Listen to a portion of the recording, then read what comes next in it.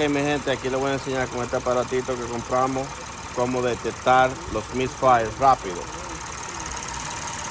Ponemos encima de la bobina. Cuando prenden los dos quiere decir que está disparando, ¿verdad?